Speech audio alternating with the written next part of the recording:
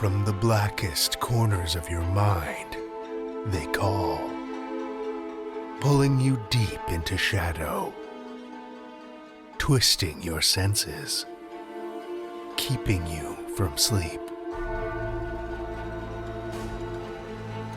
It's time to face your darkest fears. This is Tales to Terrify.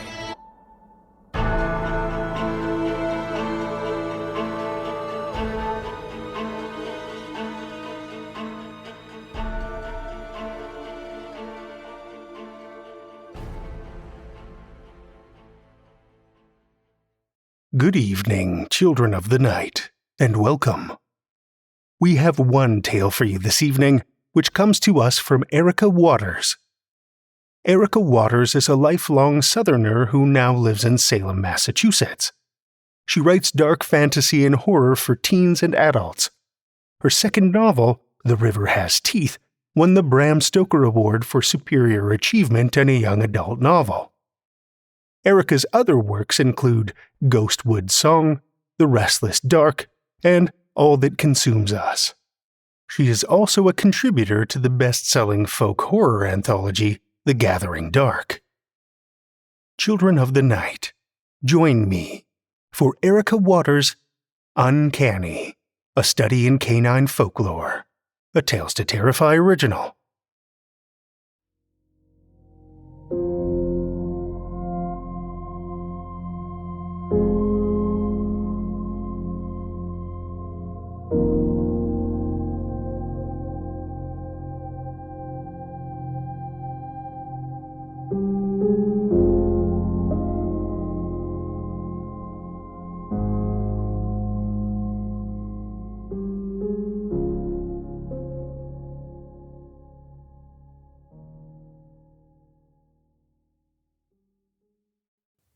I should have known better than to bring the little white dog home. I wasn't a dog person, and I vaguely remembered an old Appalachian folk tale about white dogs and what they foretold. Besides, it wasn't even a cute dog.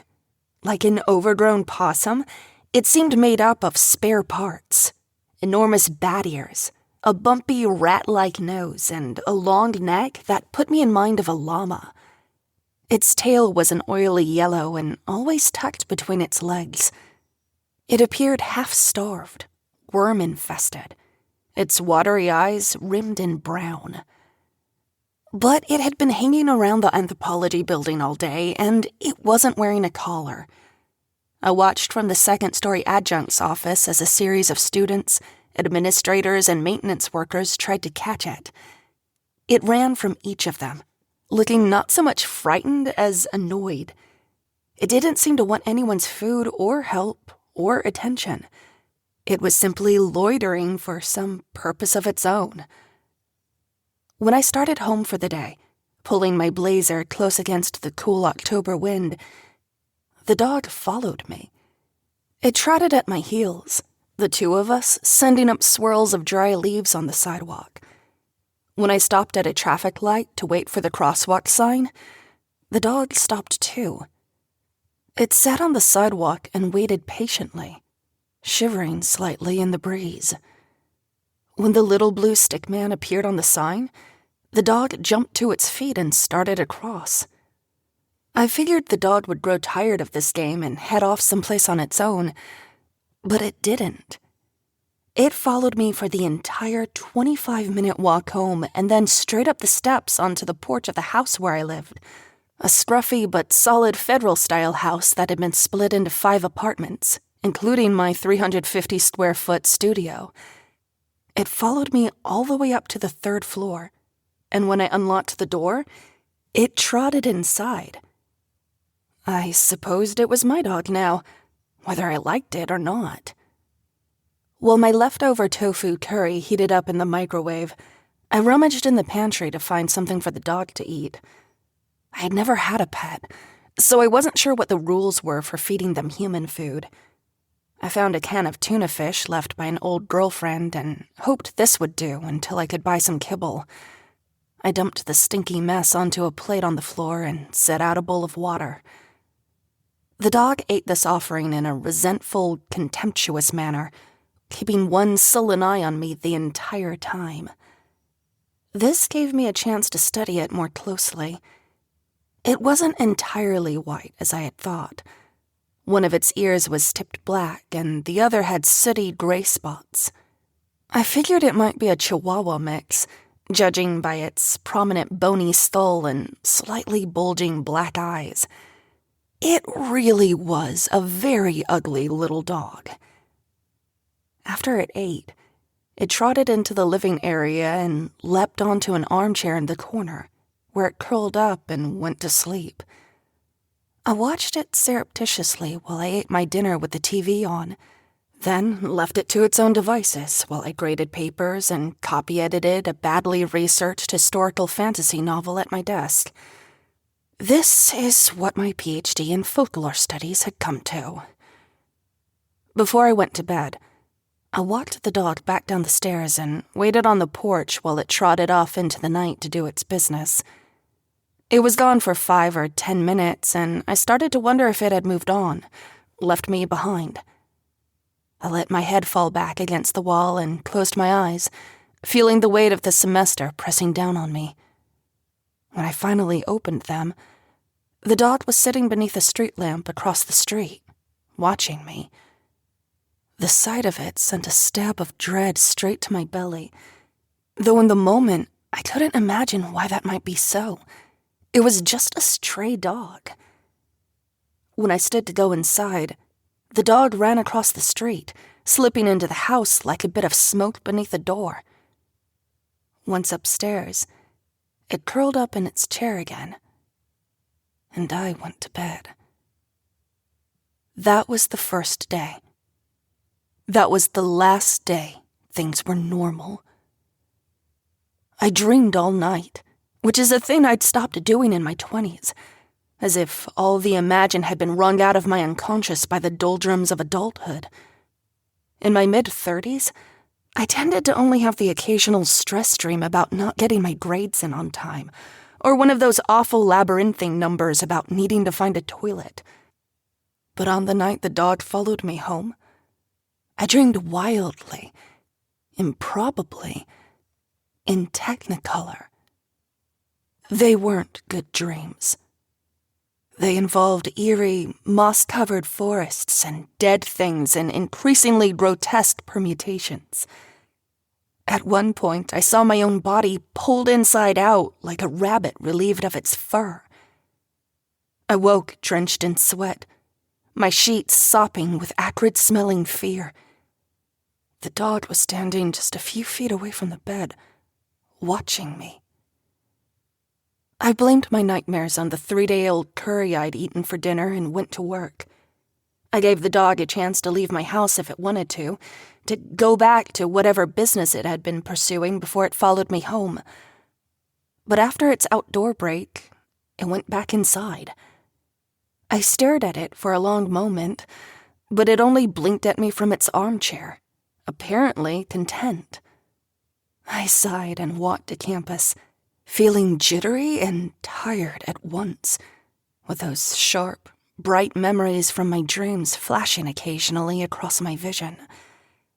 The day didn't improve from there. My classes were dull and interminable. The students hadn't done the reading, didn't want to engage. I found myself rambling and stuttering like a stand-up comic whose jokes had gone over badly. They all just stared at me in that stone-faced, relentless way that only bored undergrads can manage. I dismissed the final group 15 minutes early because I couldn't take it any longer. I could already see the snotty end-of-term evaluation comments, hear my rate my professor score plummeting into the sea. The university had promised to promote me to a full-time lecturer position after this semester, but I knew they'd seize on any excuse to keep me on as cheap adjunct labor. It was looking increasingly like I was never going to be able to give up my freelance editing gigs and have an actual career in academia. Or any career, for that matter. "You don't look so good, bud," my colleague Sage said as we walked up the stairs to the second floor together. Her office was 2 doors down from the one I shared with 6 other adjuncts. I had been in love with Sage almost from the moment she joined the department as an associate professor 2 years ago, and not only because she actually acknowledged my existence, which most of the regular faculty decidedly did not.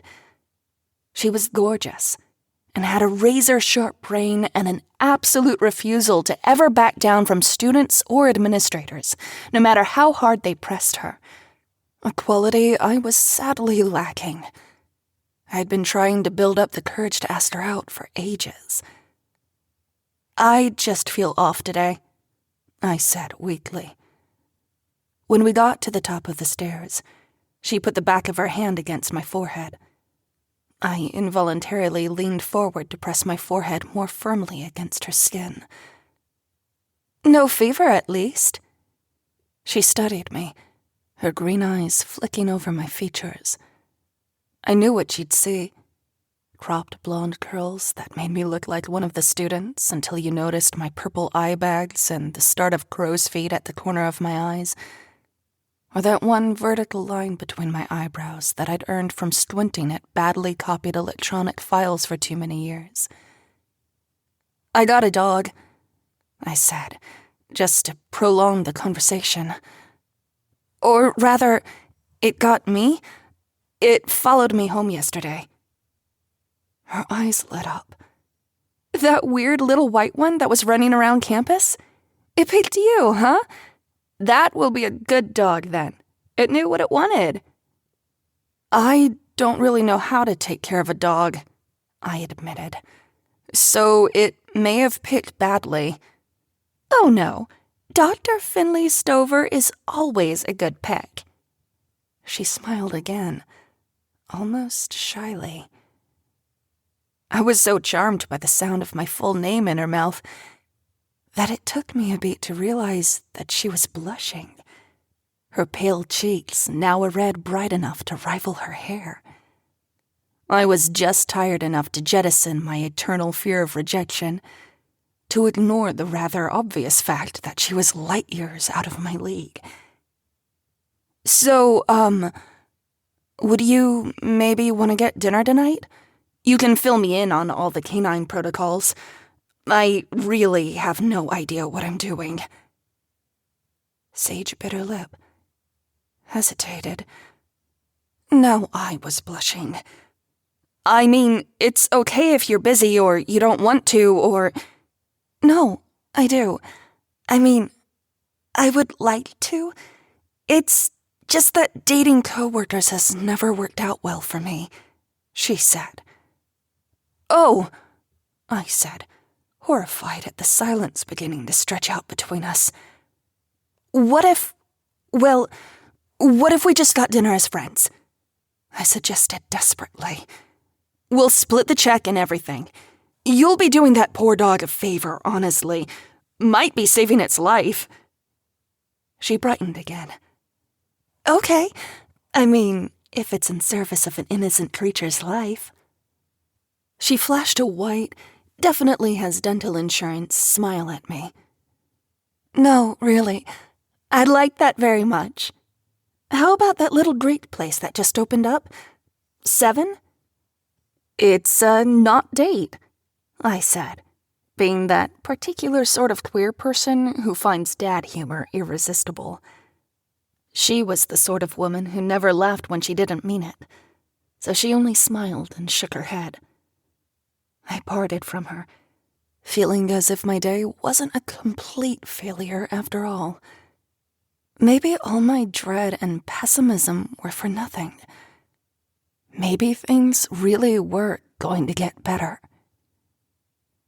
When I arrived home at 5 o'clock, a bag of dog food under one arm, the first thing I noticed was that the air felt weird, heavy, weighed down, as if a cloud had somehow floated in and made itself at home. The second thing I noticed was that the dog wasn't there. I searched every corner of the apartment, then looked in the closet and under the bed. There was no sign of it. Had I dreamed it? I padded over to the chair it had chosen for itself. There was a slight dog-shaped indentation in the cushion and a few dingy white hairs. "Dog?"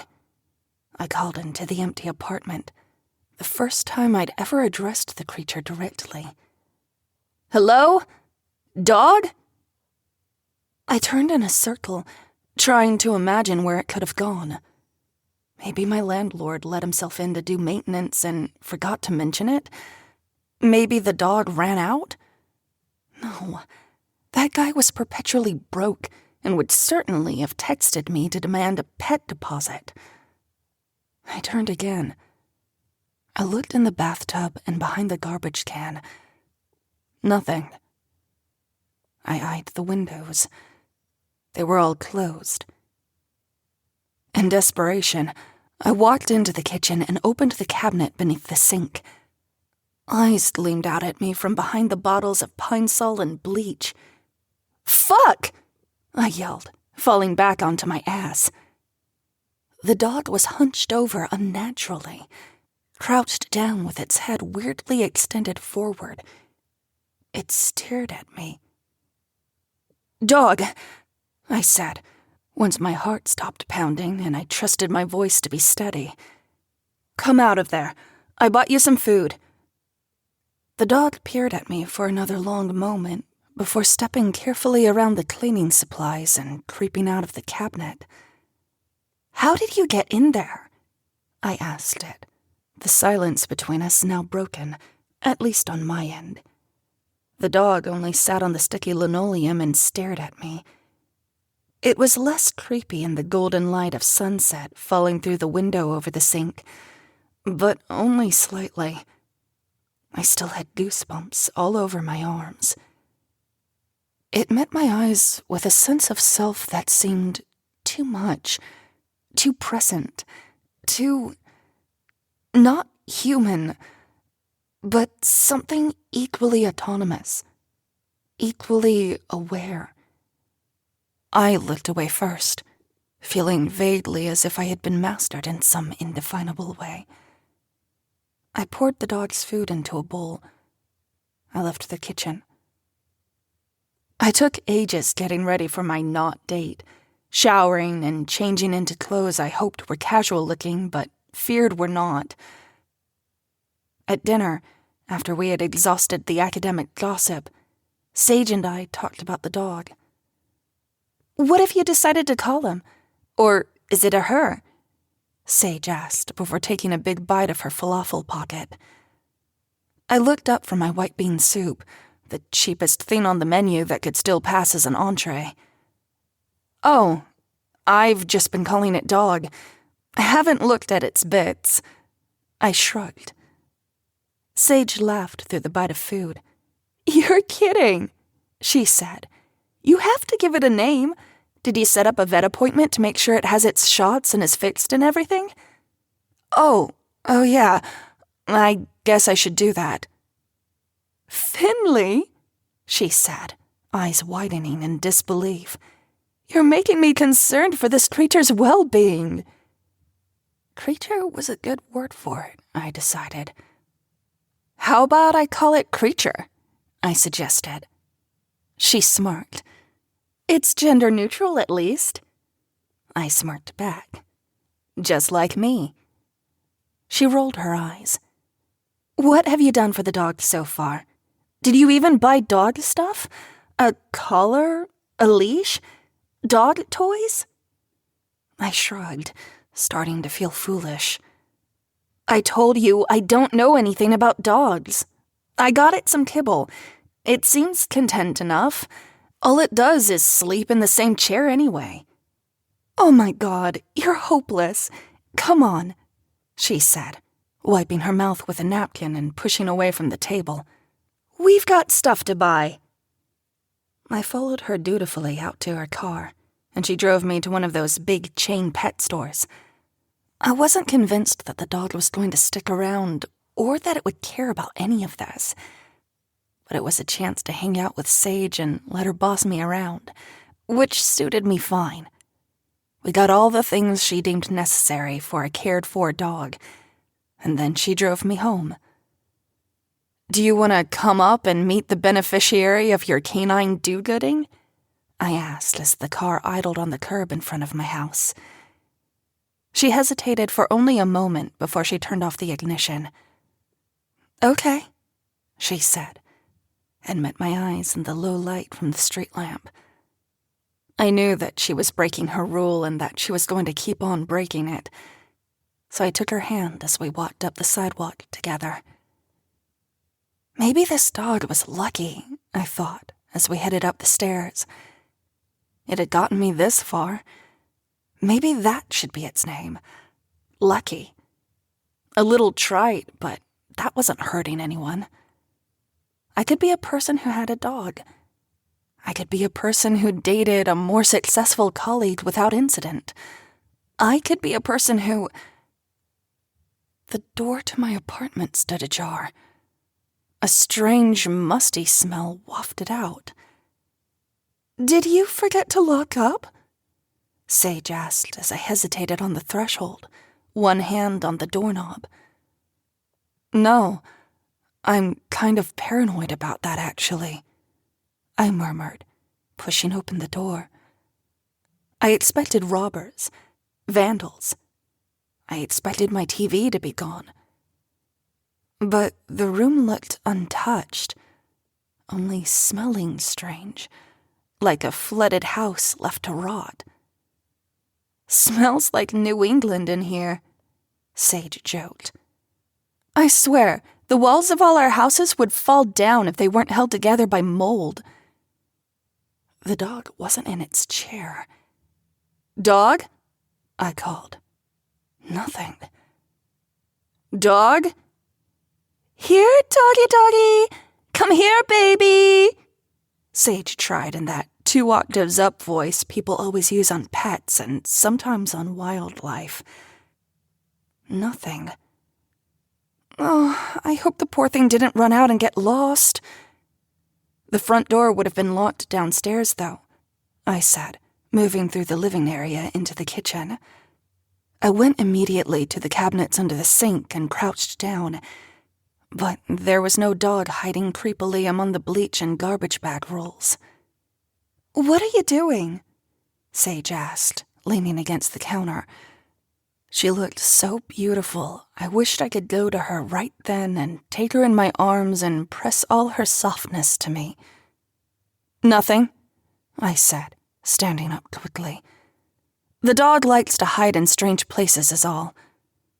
"I'll look under your bed," Sage said with a wink that would have melted my kneecaps if I weren't filled with dread.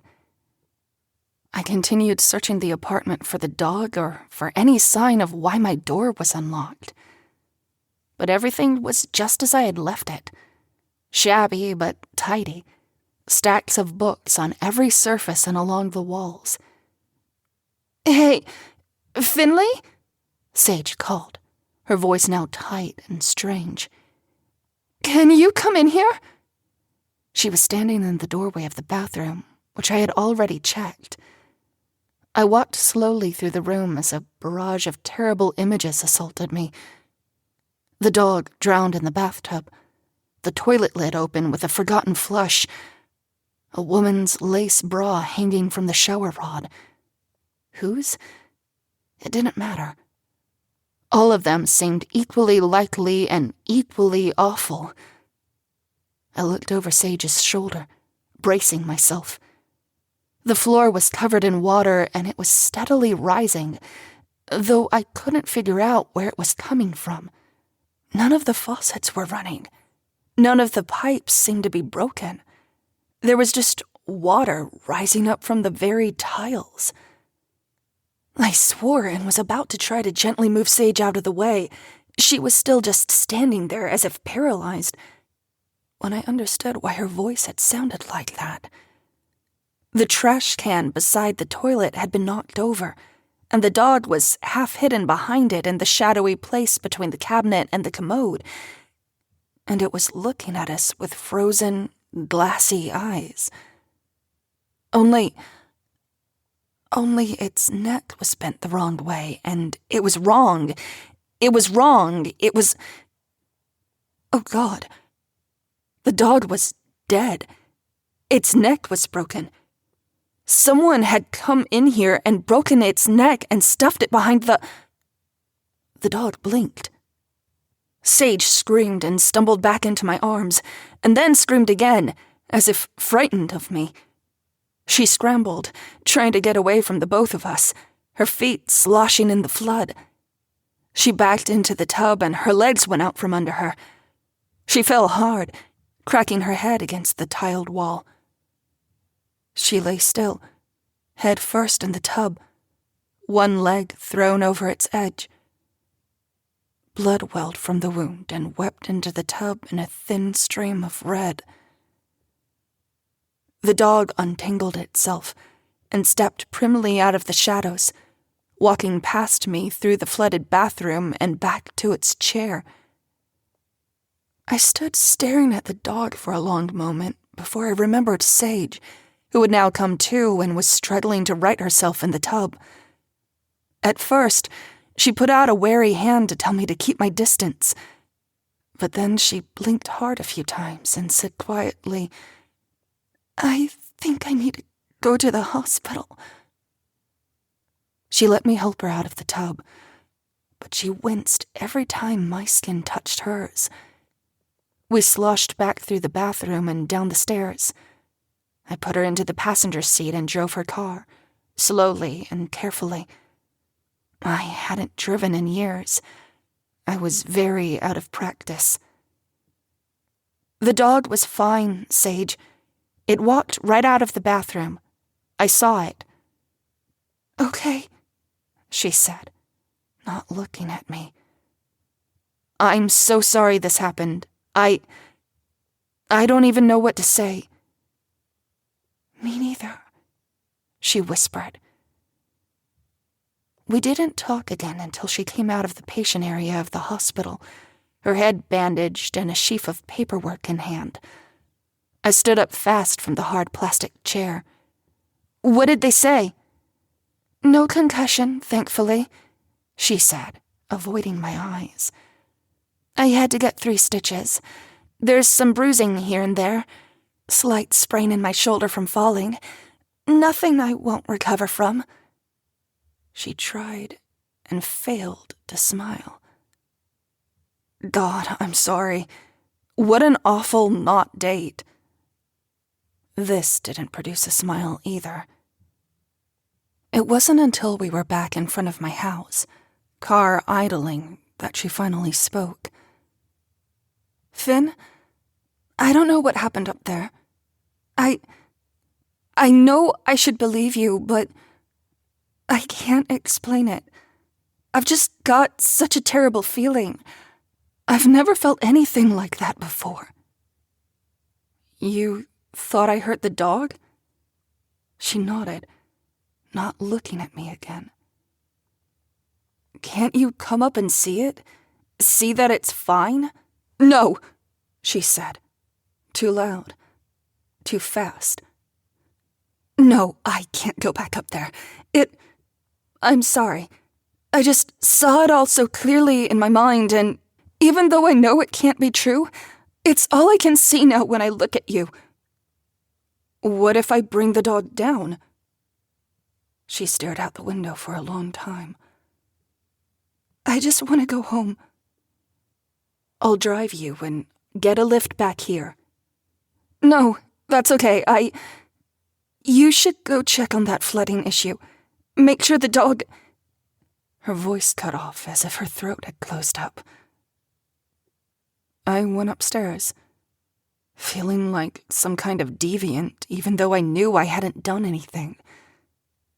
I hadn't done anything, right? I hadn't. The dog was curled up in its chair. The bathroom floor was damp, but not flooded. The tub was stained with Sage's blood. I looked at the bag of pet stuff dropped beside the front door. The thought of putting a collar on the dog seemed ludicrous now. The thought of throwing a toy for it to chase was absurd. I picked up the entire bag and threw it in the trash. Then I took it out of the trash because I didn't have money for dramatic gestures. All my studies of mythology, folklore, religion, and the occult went mute in the face of this creature. I couldn't account for it, despite all the stories and scholarship at my fingertips. The devil was sometimes said to take the form of a large black dog, and of course it was a dog who guarded the gates of the underworld. I had read tales in which dogs loitered on bridges and roads, intending to lead people astray, usually to their deaths. Many different cultures linked dogs with death in the underworld, from ancient Egypt to Greece to the Civil War American South. Then there were the witchcraft associations. A witch's familiar was sometimes a dog, a demon in a convenient form, to be sent out to do her bidding. Or witches themselves could shapeshift into a dog's form to do their own wicked deeds. There were skinwalkers, werewolves, the loup-garou. But these were only stories, created to make sense of and manage a chaotic world. They were born of superstition, fear, necessity. They didn't have anything to do with me. Why would the devil bother with me? Who would care about me enough to send trouble my way, apart from the indifferent universe which had already sent trouble enough? I couldn't explain the dog, so I did what academics faced with a piece of evidence contrary to their own tidy theories do best. I ignored it. I stopped feeding the dog. I stopped taking it outside. It didn't beg for food or water. It didn't have any accidents in the house. It didn't do anything for several days except lie curled up in the chair, staring at me with its black, well-deep eyes. Every morning when I went to work, I left the doors wide open, heedless of burglars, hoping the dog would go away. Every day when I came home, the doors were both closed and locked, and the dog was still there. The nightmares I'd had the first night came back with reinforcements.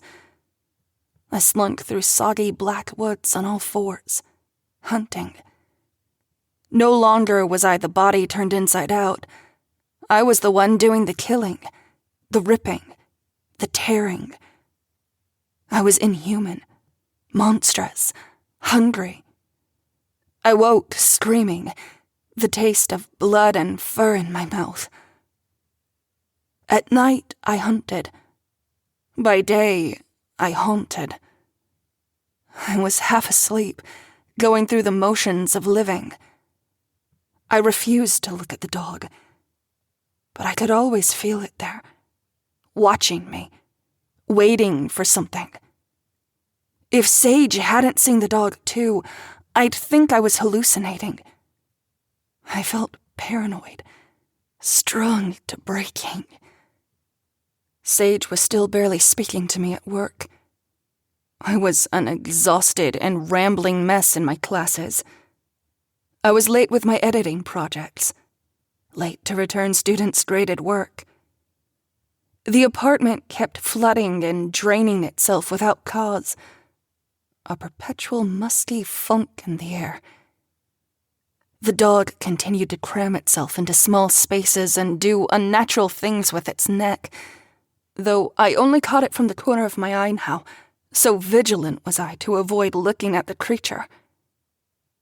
But one morning, while I was getting ready for work, still sick to my stomach after a particularly vile dream and dreading my back-to-back sections of Antho 10, I stepped barefoot onto the kitchen mat in front of the sink and found it soaked. Brownish water squished between my toes, sending up the smell of a bog, a scent straight from my nightmares. Without thinking, I grabbed 2 garbage bags from beneath the sink, lining one inside the other. I found duct tape in the junk drawer, though my hands trembled as I picked it up. Steeling myself, I pulled on thick rubber kitchen gloves and carried my tools into the living room. For the first time in 2 weeks, I looked directly at the dog.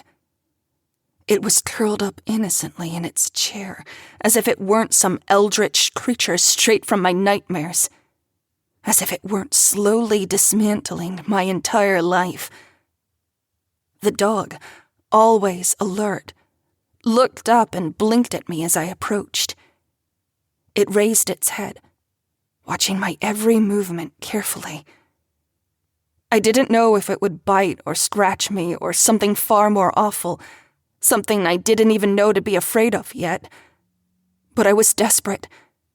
I needed to sleep. I needed to be myself again, even if that meant doing something I never thought myself capable of. Something only that other self, that dream self, would do.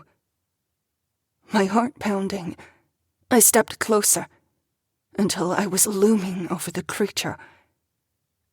If it sensed danger, it didn't show it, staring up at me with the same expression it always wore, like it had walked into the wrong world.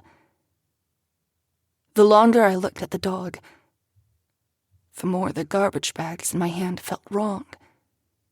The more the duct tape felt like something weapon-shaped. Awful. I dropped it all on the floor, my ears ringing. "Listen, dog," I said, my voice hoarse from disuse, from desperation. "It's time for you to go." I cleared my throat, steadied my tone to something reasonable, like I'd use on my students. "I don't know what you are or why you're here. Maybe you're a restless spirit. Maybe you're a demon. Maybe you're honestly just a weird little dog. I don't know. But you've stayed here long enough. It's nothing personal. Just, you seem to be wrecking my life, whether you mean to or not." The dog cocked its head at me. "I don't want to hurt you. I just need you to leave, okay? I'm going to pick you up and take you outside. I want you to run away and not come back. Understand?" I didn't know if the dog would choose another person to curse, if I was sending a little nightmare out into the world to destroy someone else's life. At this point, I didn't care. I just wanted it gone. And I didn't want to hurt it. Didn't want to enact my awful dreams.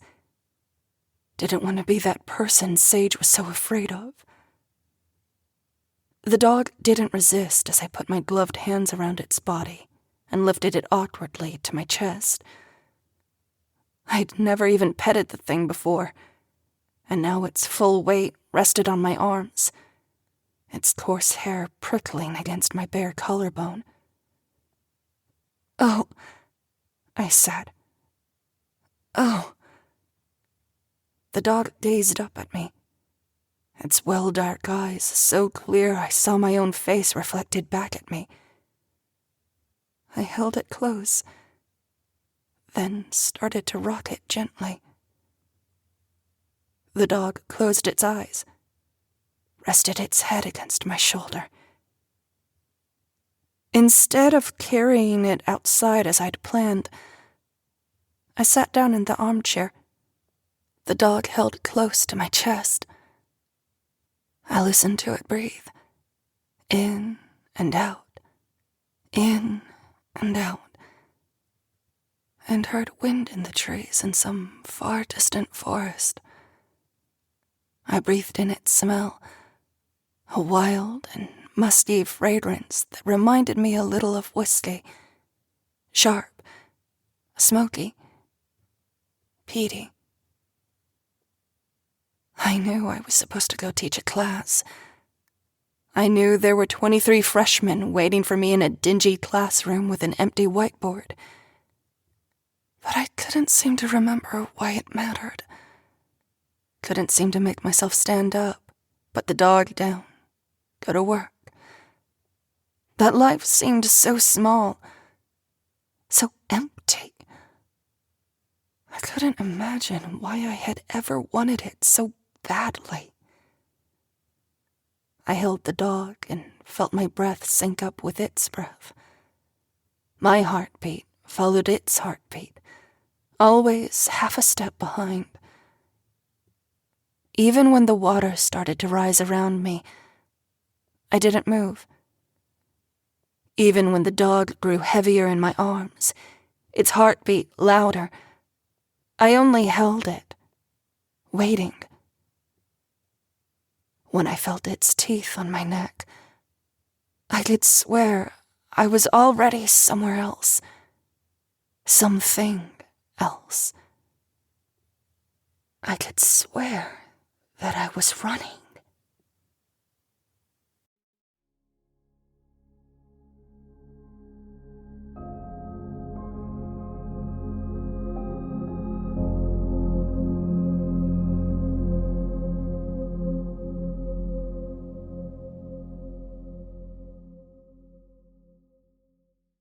That was Erica Waters' Uncanny, a study in canine folklore, as read by Krystal Hammond.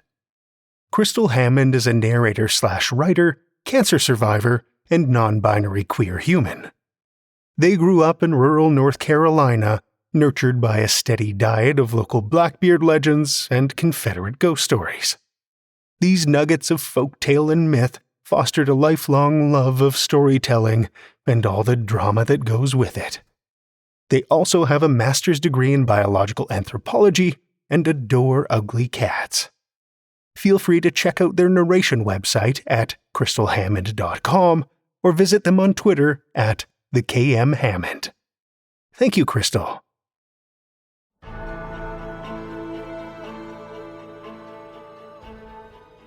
Well, children of the night, the hour is late and we've run out of tales to tell. For now.